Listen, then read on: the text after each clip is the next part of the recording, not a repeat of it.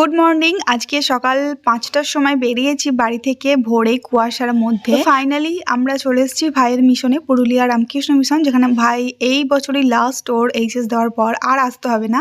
I think এটাই আমার last. আগে বহুবার এসেছি, এখন তো অনেক কম হয়ে গেছে আসা। তো আজকে আমরা এসেছি আমি, মা, বাপি আর লিনা। তো ফার্স্ট এসেই আগে দেখলাম কেউ আসেনি, আমরাই মনে হয় প্রথম এসেছি। এত সকাল সকাল চলে এসেছি, 9:30 থেকে টাইম ছিল, আমরা তার আগেই চলে এসেছি।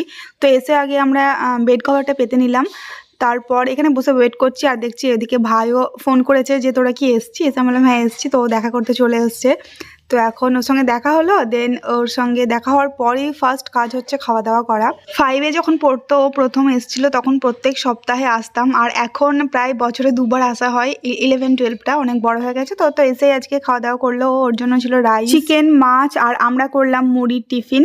আর আজকে ছিল 25শে ডিসেম্বর, একটা পিকনিক মতো হয়ে। এরপর কি করলাম পরের পার্টে দেখা